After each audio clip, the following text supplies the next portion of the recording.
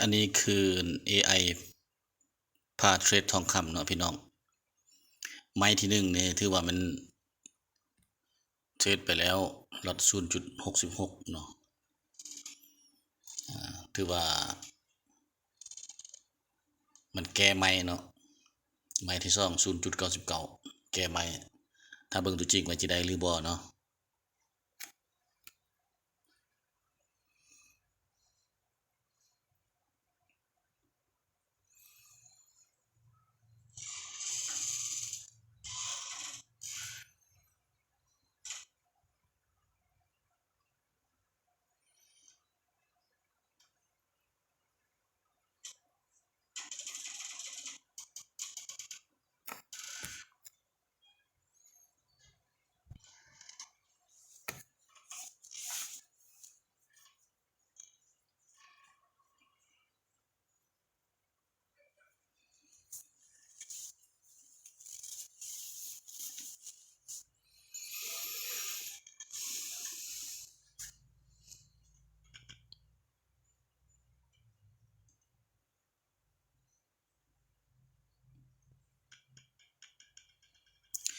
ในกรณีว่ามันแก้ไม้บ่ได้เนาะแต่ว่าเวลาหมดก่อนตัวอย่างว่าซี่นะเฮาตั้งไปแต่2ชั่วโมงเนาะมันแก้บ่ได้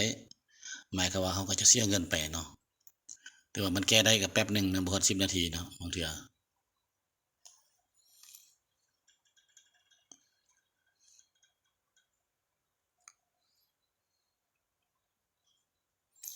แสดงว่ามันแก้ไม้ได้แล้วเนาะเบิ่ง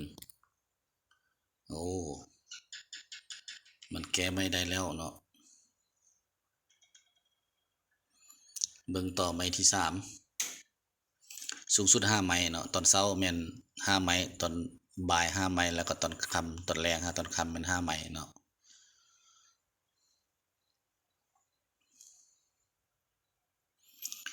มื้อหนึ่งใส่15ไม้แต่ทุนนี่ก็เริ่มแต่$200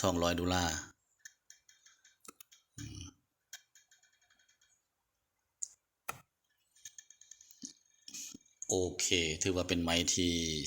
3นะไม้ที่3มันจะตั้ง stop loss ให้พร้อมแล้ว1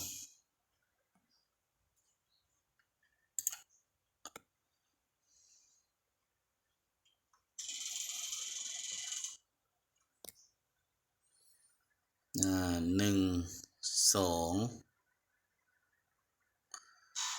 3เป็น3ไม้3ไม้เสีย1จากนั้นมันจะสืบต่อซื้ออีก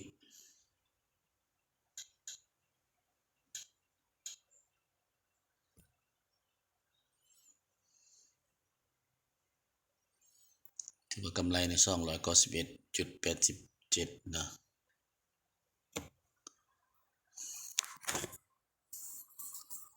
เอาสำนี้ก่อนเนาะหมายความว่าการเทรดด้วย AI เนี่ย AI เป็นผู้เทรดเองเนาะเขามีแต่เบิ่ง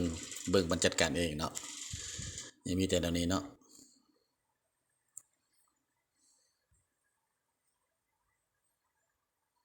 สรุปอันนี้คือกำไรเนาะ